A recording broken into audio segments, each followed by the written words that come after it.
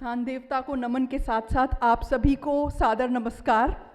और सबसे पहले तो मैं महावर जी का धन्यवाद दूंगी कि जिन्होंने इतना अच्छा इंट्रोडक्शन मेरा दिया। और मैं उसके बाद धन्यवाद देना चाहूँगी दीनदयाल अग्रवाल जी का, जिन्होंने मुझे यहाँ इनवाइट किया डेलिब्रेट करने के लिए एक बहुत इम्पॉर्टेंट टॉपिक के ऊपर, जो है role of AI in finance and accounting. और मैं बहुत एडमायर करना चाहूँगी जो CSR रिसर्च फाउंडेशन और फेम फाइंडर्स इनिशिएटिव्स ले रहे हैं, अच्छे अच्छे टॉपिक्स के ऊपर इंफॉर्मेटिव सेशंस रख रहे हैं, जो एक सोसाइटी में बहुत अच्छी तरीके से अवेयरनेस क्रिएट कर रहे हैं। और AI एक ऐसा टॉपिक है जिसके बारे में हम सब लोगों ने सुना है, लेकिन सब लोगों को कन्फ्यूजन्स होती हैं ये क्या है। बहुत लोग ये सोचते हैं कुछ है, बहुत टेक्निकल सा है और पता नहीं हमारे काम का है या नहीं। ये ज़रूर कुछ है ना, हाईली टेक्निकल लोगों की चीज़ है, हम लोगों के लिए तो बेकार चीज़ होगी, हमें ज़्यादा इसके बारे में समझने की ज़रूरत नहीं है। लेकिन ऐसा नहीं है। आज के टाइम में जिस तरह से टेक्नोलॉजी चेंज हो रही है, जिस डिजिटल एरा में हम काम कर रहे हैं, तो कोई भी फील्ड आर्टिफिशियल इंटेलिजेंस से अनछुआ नहीं है। मैं आपसे जैसे कहूँ कि हम लोगों ने पिछले कुछ टाइम में टेक्नोलॉजी के साथ में काम करना सीखा है। ऑल्दो ये टर्म आर्टिफिशियल इंटेलिजेंस हम पिछले कुछ टाइम से यूज़ कर रहे हैं, बट AI तब से आ गया इन पिक्चर जब से हम सिस्टम ड्रिवन वर्किंग करने लगे।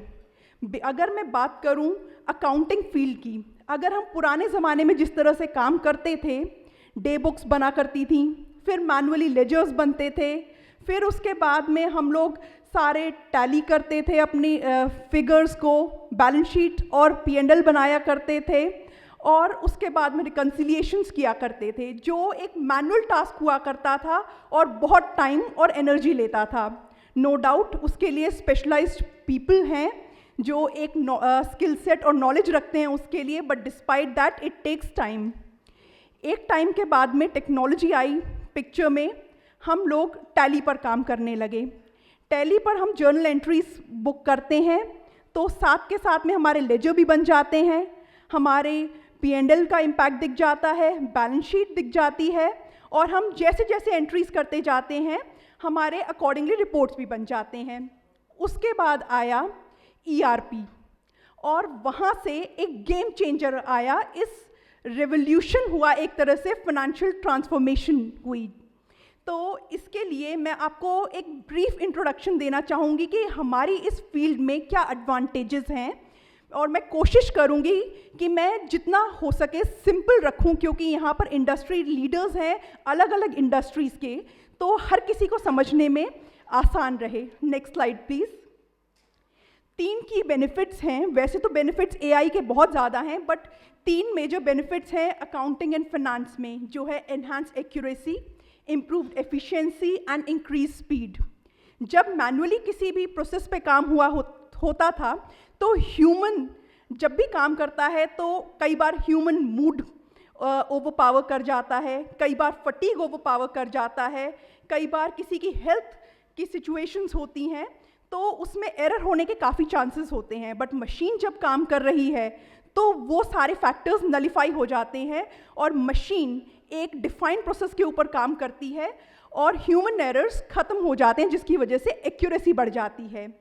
तो मशीन लर्निंग एल्गोरिदम्स जो होते हैं, उनको अगर हम प्रोसेसेस के साथ में अलाइन कर देते हैं प्रॉपरली, तो वो हमारी एफिशिएंसी भी बढ़ा देते हैं, क्योंकि हम जो प्रोसेसेस को बहुत लंबे टाइम में किया करते थे, अब वो बहुत शॉर्ट टाइम में हो जाते हैं, और जो हमारा टाइम बचता है हम उसे स्ट्रैटेजिक मैनेजमेंट के ऊपर यूज़ कर सकते हैं, वैल्यू एडिशन पर यूज़ कर सकते हैं, वैल्यू क्रिएशन के बारे में सोच सकते हैं, जो कि एक बहुत ही अच्छी चीज़ है जो ह्यूमन कर सकता है।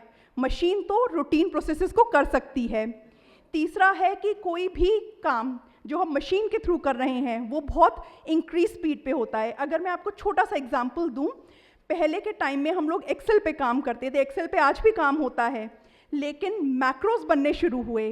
मैक्रोज क्या होते हैं, जैसे आप सब लोग जानते हैं, मैक्रोज में हम कोई रिपोर्ट बना रहे हैं, हमारे जो सेट प्रोसीजर्स हैं हम उनको रिकॉर्ड कर देते हैं, और with a click off button वो सारे इंस्ट्रक्शंस उस एक्सेल में एक कमांड के थ्रू ऑपरेट हो जाती हैं और वो रिपोर्ट हमारी ऑटोमेटिकली बन जाती है। ये तो कुछ टाइम पहले हुआ करता था, जो नो डाउट कुछ टाइम हमारा बचाता ही था। लेकिन आज के टाइम में जब ERP सिस्टम्स, AI टूल्स के साथ में हम काम करने लगे, with a click off button हम ये सारी चीज़ें कर पा रहे हैं, जो बहुत ही एक्सिलरेट कर देता है स्पीड को जिससे हम काम करते हैं। और आज के टाइम में टाइम इज़ मनी, एक कहावत है, तो हमको मनी को और टाइम को बहुत अच्छे से खर्च करना है। तो उसके लिए अगर हम इन AI टूल्स को यूज़ करते हैं तो बहुत ही अच्छी वैल्यू क्रिएशन होती है। Next slide please. कुछ एग्जाम्पल्स मैं देना चाहूँगी कि आज के टाइम में किस तरह से अकाउंटिंग फील्ड में यूज़ किया जा रहा है AI टूल्स को। एक छोटा सा एग्जाम्पल पहले मैं लेती हूँ। इनवॉइस प्रोसेसिंग पहले जब हुआ करती थी, इनवॉइस मैनुअली आया करते थे, उसमें से कोई पर्सन डिटेल्स लेता था, फिर उसके बाद में जर्नल एंट्रीज अलग हुआ करती थी, फिर उसकी मैचिंग हुआ करती थी, फिर जाके पेमेंट होती थी। आज के टाइम में इतना सिंपल हो गया है विद AI टूल्स। हमने सिर्फ इनवॉइस को स्कैन किया, इनवॉइस से डेटा अपने आप सिस्टम में आ जाएगा। जो जर्नल एंट्रीज बुक होनी है ऑटोमेटिकली उसके अंदर बुक हो जाएंगी। उसके अलावा PO के साथ में और GRN के साथ में इनवॉइस की मैचिंग हो जाएगी, और अगर ये 3 वे मैचिंग हो गई तो पेमेंट हो जाएगी विदाउट ह्यूमन इंटरफेस, जो बहुत टाइम बचाता है। और लेकिन इन प्रोसेसेस में ये देखना बहुत ज़रूरी है कि हमारे कितने रोबस्ट सिस्टम हैं, क्योंकि पेमेंट एक ऐसी चीज़ है जो बहुत ध्यान से होनी चाहिए। अगर गलत हो गई तो गई बिल्कुल, और फिर एक बार पैसा चला गया तो वापस आना कितना मुश्किल है आप जानते हैं।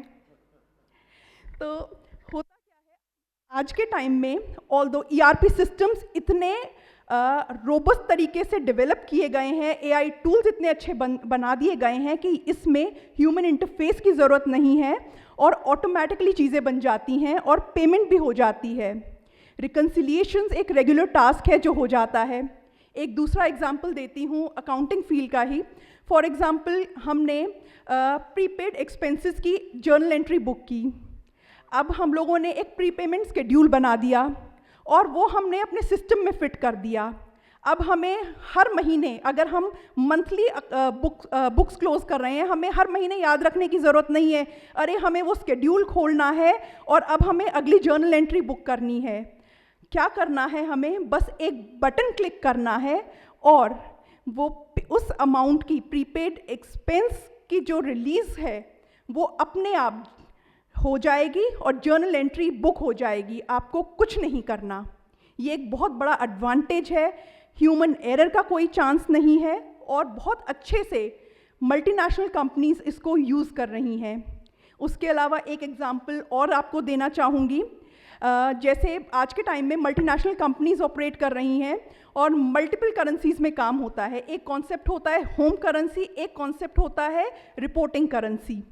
तो होता क्या है कि जब मैं बुक्स कंसोलिडेट करना चाहती हूँ, उस समय में मुझे, जब मेरे पास जो डेटर्स और क्रेडिटर्स हैं, मुझको उनको एक है ना रिपोर्टिंग करेंसी के हिसाब से एक फॉरेक्स गेन या लॉस कैलकुलेट करना है। अब उसमें ह्यूमन एरर्स के भी चांसेस होते हैं। ह्यूमन एरर्स के साथ साथ नॉलेज एरर्स के भी चांसेस हो सकते हैं। लेकिन अगर हमने प्रोसेस डिफाइन कर दिया AI टूल्स के थ्रू, तो हमें कुछ नहीं करना, सिर्फ एक बटन क्लिक करना है। हर महीने हमारे सारे डेटर्स, हमारे सारे क्रेडिटर्स बुक होंगे, ऑटोमेटिकली जर्नल एंट्रीज हो जाएंगी। हमारा कितना फॉरेन एक्सचेंज में गेन हुआ, कितना फॉरेन एक्सचेंज में लॉस हुआ, ऑटोमेटिकली कैलकुलेट हो जाएगा और जर्नल एंट्रीज बुक्ड और ऑटोमेटिकली रिपोर्टिंग हो जाएगी। तो इस तरीके से न्यूमरस एग्जांपल्स हैं, बट लिमिटेड टाइम है तो थोड़ा सा मैं कट शॉर्ट करूंगी क्योंकि हमारी चीफ गेस्ट मैम भी यहाँ पर आ चुकी हैं। Next slide please.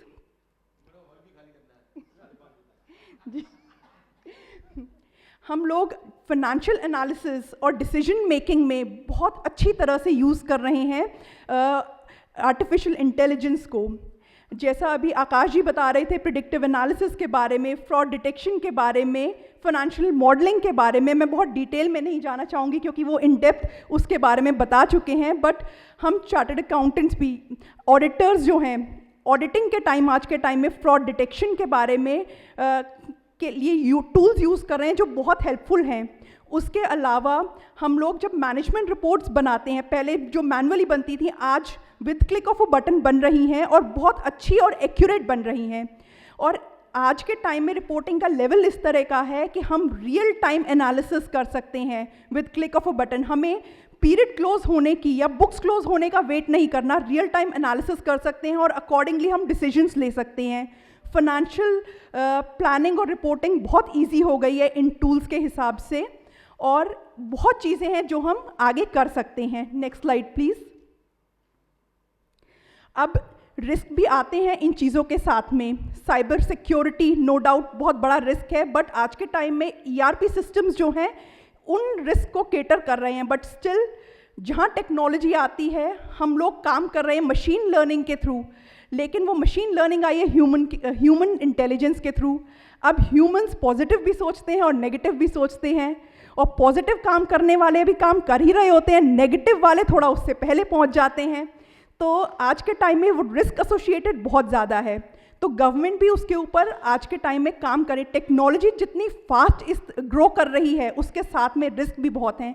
आप लोगों ने कुछ टाइम पहले देखा होगा न्यूज़ में कि हमारे माननीय प्रधानमंत्री मोदी जी की एक वीडियो वायरल हो रही थी जिसमें वो गाना गा रहे थे, जो कि एक्चुअल में उनकी वीडियो थी ही नहीं, वो किसी ने एक AI टूल के थ्रू बनाई थी।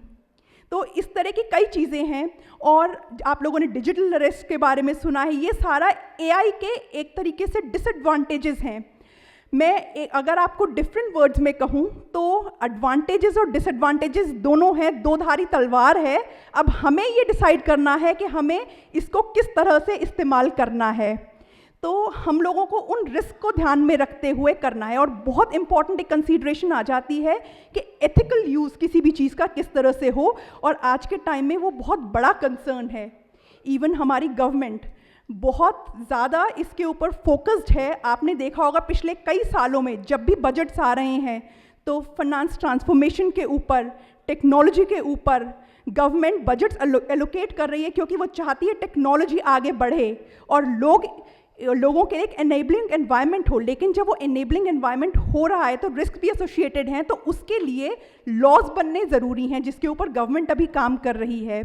ऑल्दो बताने के लिए बहुत कुछ है बट टाइम कम है, लेकिन इसी आशा के साथ में इस दो धारी तलवार को हम सब लोग पॉजिटिव वे में यूटिलाइज करेंगे अपने काम को, चाहे हम किसी भी फील्ड में हैं, एक अच्छी इंटेंशन से करेंगे ताकि हम एक अच्छा समाज बना सकें, अच्छे देश के में एक अच्छे कंट्रीब्यूटर का काम करें, विकसित भारत में हम लोगों का एक पॉजिटिव योगदान हो। इसी आशा के साथ आप सभी को बहुत बहुत धन्यवाद और नमस्कार।